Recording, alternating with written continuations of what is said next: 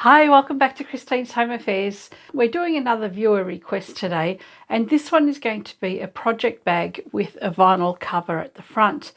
Now, I want to try and make this a little bit differently to the way everybody else is making them on YouTube at the moment.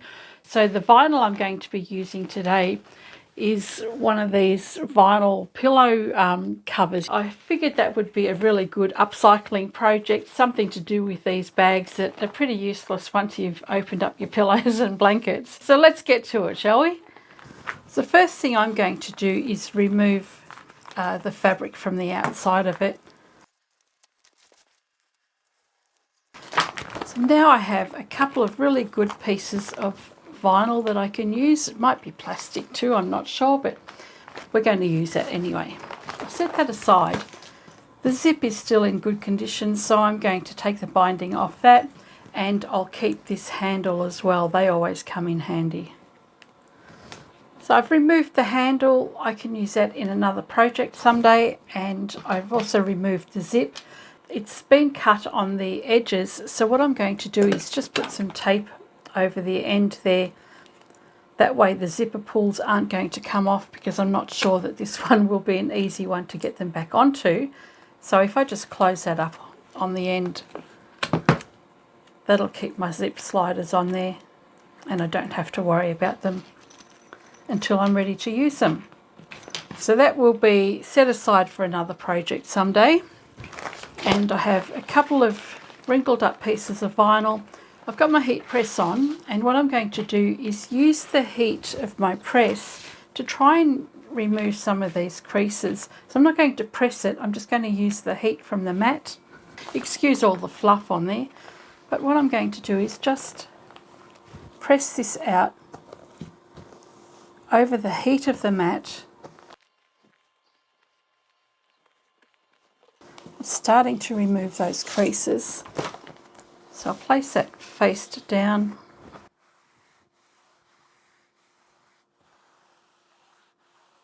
So that's made a huge difference there. It's not as creased as it is over this side. So I'm going to heat up my mat again for a couple more minutes and then give that another go. So that's really hot again. Place that over the top and just try and smooth that down. So the reason I've got the vinyl underneath is because it's sitting on a nice flat surface.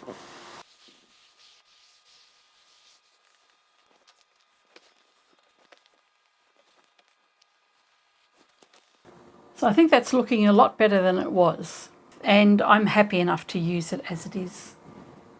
Now that my vinyl is prepared, I've also gone and prepared all my other pieces that I'll need. For the back of the bag, I need one piece of fabric that is 32 by 34.5 centimetres or 12.5 by 13 inches. For the inside part of the bag, or the lining, we need 27 by 29 centimetres or 10.5 by 11.5 inches. And we also need some fusible fleece on the back of that, so you'll have both pieces the same size. And I'm just using a really lightweight fusible fleece or a parlan or a palin. Then I have two strips of fabric that are 7 by 29 centimetres or 2.5 by 11.5 inches. And I have that piece of vinyl cut to size, which is 25 by 29 centimetres or 10 by 11.5 inches. And then we have a zip. This is 30 centimetres or 12 inches in length. Some of these pieces will be trimmed back a little bit shortly. So we'll take our back piece of fabric, which is the 32 by 34.5 centimetres or 12.5 by 13.5 inches. Place it wrong side up, and we're going to do our fold over edges a little bit differently to the way this project pouch is done in other videos. So what we're going to do is mark a line 1 inch or 2.5 centimetres from the outside edge, and we'll do that all the way around all four sides. So the easiest way to do that, have your 2.5 centimetres lined up or your 1 inch, mark a line all the way down and continue around until you've done all the edges.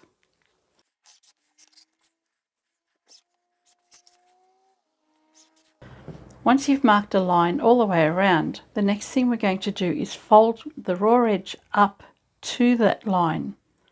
So we're just going to fold that up.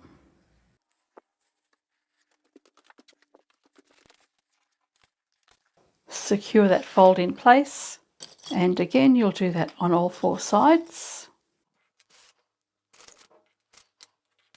And once you've done that, you'll do it all again. We're now going to fold this up the same amount, and that will enclose those raw edges.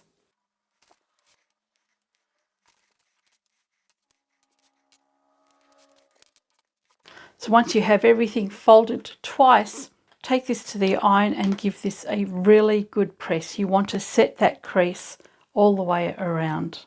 Then we can take our strips of fabric, which are 7 centimeters or 2.5 inches in width. With one of them, what you want to do is fold that in half and press it. That's all you need to do with that.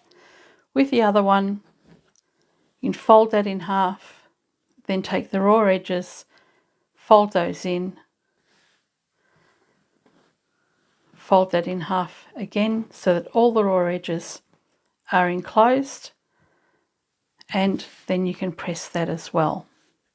So we can take that to the iron and give those all a good press, and if you've got your fabric and your fusible, you can go and fuse that together now as well.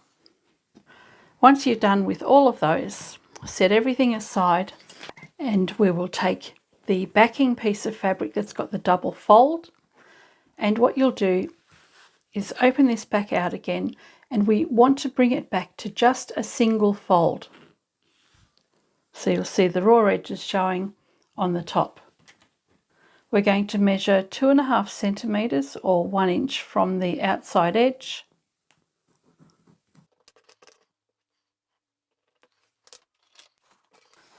And we'll do that on all 4 sides. So remember just to have the single fold, not the double fold.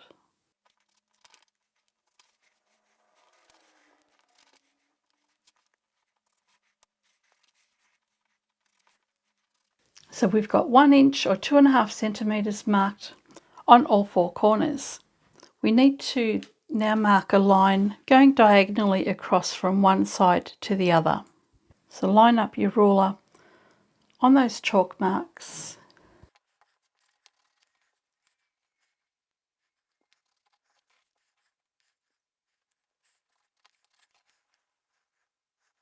And once you've done that, you can turn this the other way around. And remember to have just that single fold. And we're going to take this edge here and line it up along this edge here. Have a really nice point at the end. These markings that we have need to line up with the markings that we have on the other side. We can clip that in place. Open it out again, and you'll take this edge and line it up with this edge. So we're going to repeat this on all 4 sides, making sure that you line up those markings.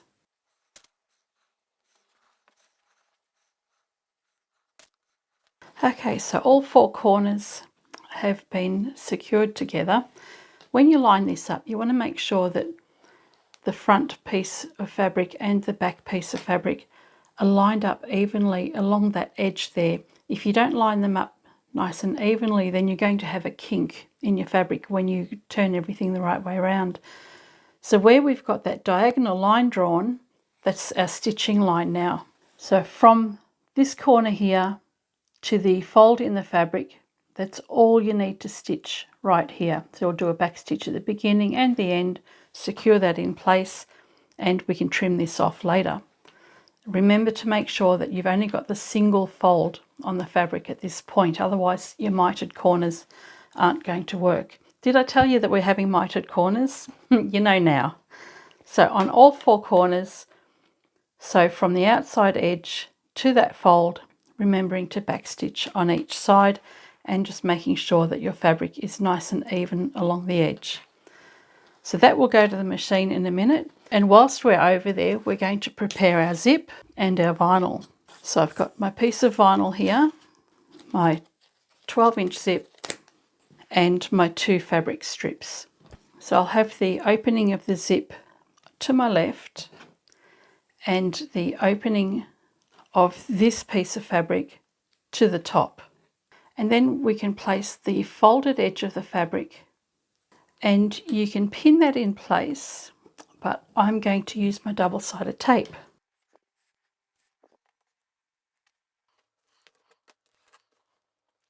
So with the tape in place there, I'm just going to take this folded edge, place that over the top, line that up evenly along the edge of the zipper teeth,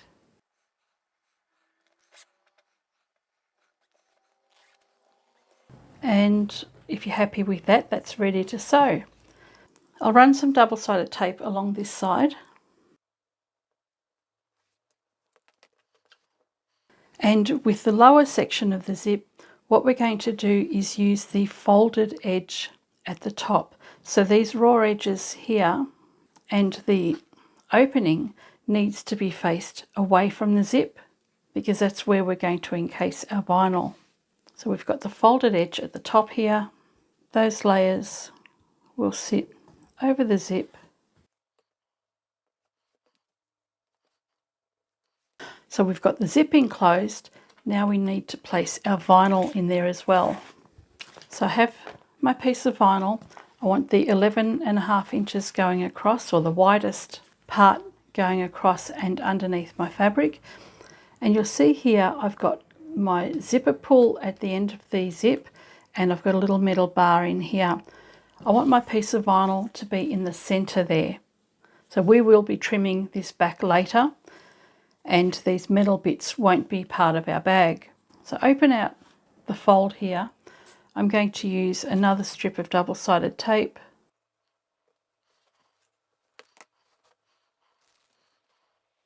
and then I'm going to place the vinyl in between those layers, and then fold that back down, and that's ready to take to the machine and sew.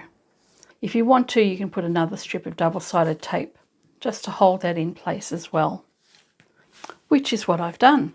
So let's take this to the machine. We're going to sew straight down the edge of the zip on both pieces of fabric.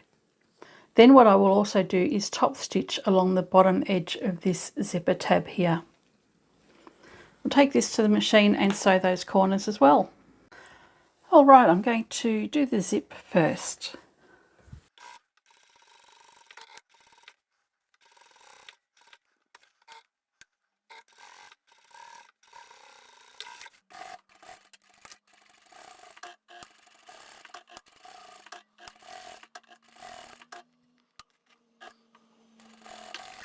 And then we will secure the vinyl to the folded edge of the fabric.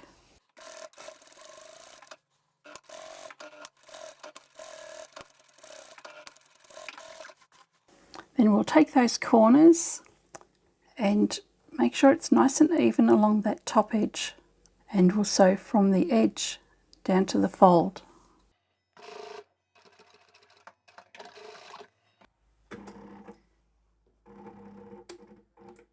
And we'll repeat that for all 4 corners.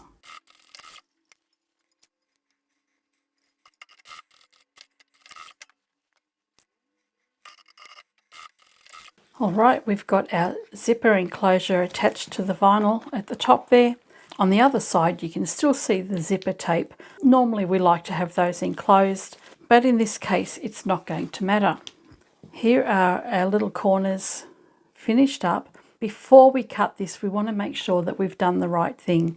Bring the folds under, bring that back to a double fold, and just check that that's exactly how you've sewn it, that you do have a double fold with those little ears on the inside. If you know that that's all okay, and the reason I say this is because I have actually accidentally double folded this before, done the sewing on the corners and then trimmed the corners off, and it ended up being a lot smaller than it was supposed to be. So that's why I do stress double checking things. We can now trim the corners, and you just want to cut close to the stitching line.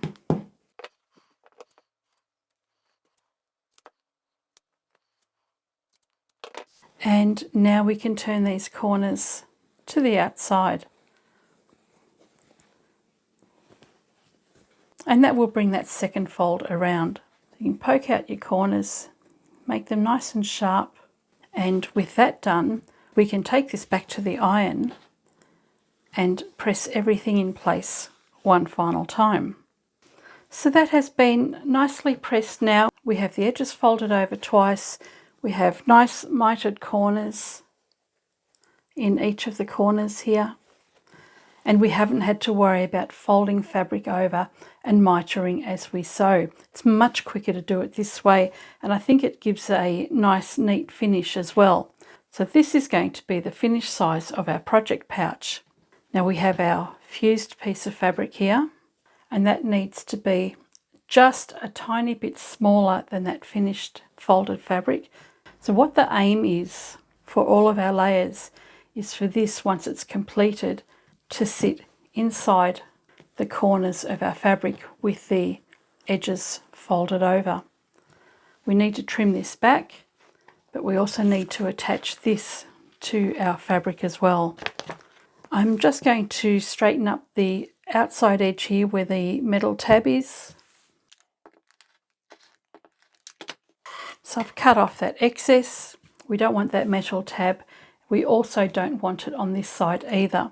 Take your fused piece of fabric, place that right side up. We've got our straight edge of the fabric here and here, and we're going to line that up along the top and the side.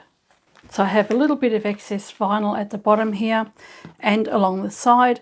So we've got the top edge and the side edge secured in place, and those edges are nice and square. We still need to readjust the size of the fabric by cutting it down, but what I'm going to do is sew along the top edge and down the side to secure the vinyl and the fabric together, and then that'll make it easier for me to cut the other two sides and have them fit inside that backing piece of fabric.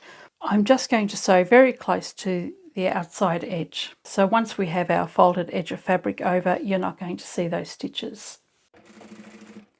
So we'll just go really close to the top edge. It's just about securing the fabric in place.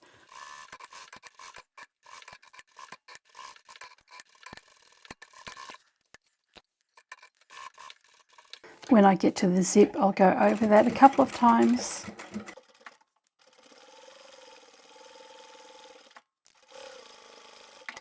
So I've chosen to do it this way because it just helps keep the layers of fabric and the vinyl in place whilst I square up and resize the other two sides. So let's take our backing piece of fabric, and we want to double check our measurements.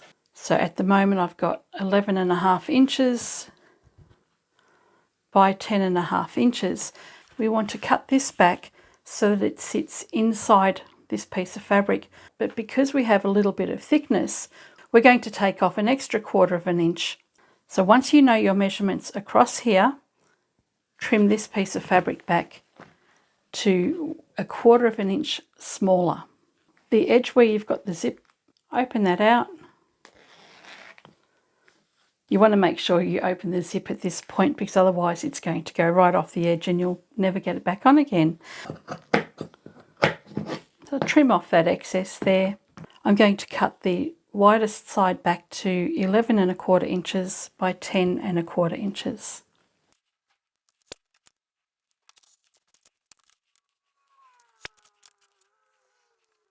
I'm going to quickly just go and stitch over this zipper area here to close it up, and then that way it'll protect the zipper tab from coming off, and then we can insert the whole piece inside our mitred piece of fabric. Okay, so the zip has been enclosed on the edge there. That's not going to go any further.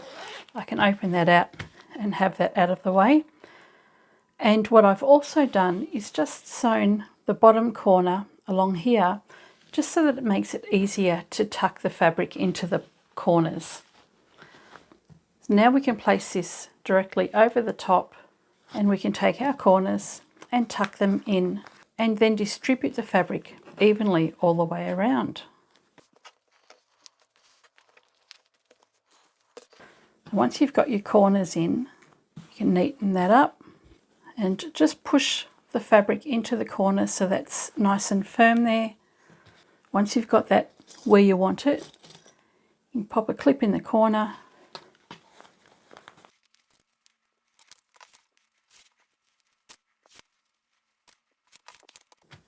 And then even everything out.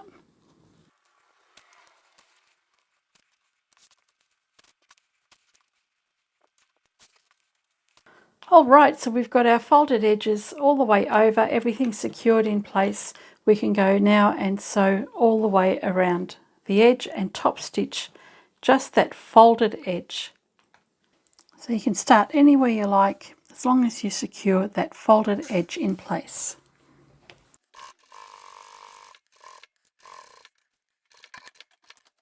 We'll sew up to the corner where the mitre is, leave the needle down, and then you can continue to sew this folded edge in place.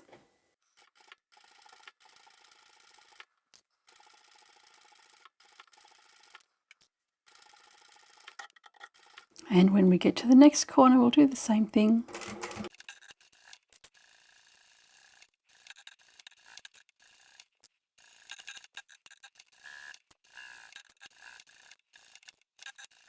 And there we have it. Our little project pouch is completely finished. We've got one piece of fabric from the back coming around to the front with the mitred corners, our zipper opening along here, and you can put all your bits and pieces inside and off to craft. And there is our project pouch completely finished. There's plenty of room in here to put a cross-stitch project, your knitting projects, any of your crafty projects that you're up to at the moment. You could make a whole heap of these. And I'm really thrilled that I was able to reuse this old pillow storage bag.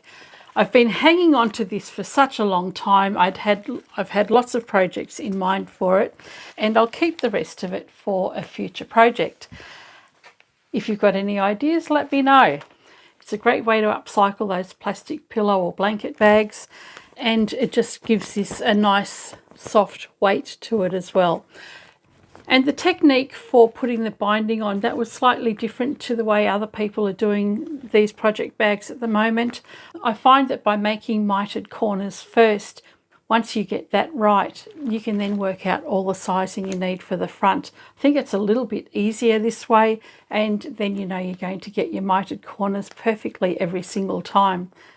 I like that technique. It was just something a little bit different, and I hope you guys liked it too. And I know some viewers out there love to go and make these projects as soon as they see them. So if you do that and you want to share your photos, head on over to the Christine's Home Affairs Facebook page and share your projects with everybody there. If you don't have Facebook, you can always email me and I will share them on our community tab. Now, on a sad note, it's probably not sad. It is for me because I didn't get to buy a new toy. A couple of weeks ago, I blew up my iron. I was making the tissue box holder and I was folding the fabric over the edges, and I ended up ironing over my fusible wadding. I'm not sure that that's what caused it. I think it was probably something that was going to happen. My iron died. I went into a panic because it started smoking, so I ran off for Chris. And Chris, being the ultimate recycler, decided to pull this apart. So he found the fault with it. He's gone and fixed it for me, so I don't get to buy myself a new toy. I do appreciate it, Chris. So he's found the fault, fixed it, and returned it to me today. If you want to know what was wrong with it, I'll pop a link up here and in the description below, and you can watch the video for him repairing this iron. It lives to press another day. Anyway, I hope you've enjoyed this video and the little project pouch, and I shall catch you next time. Bye for now.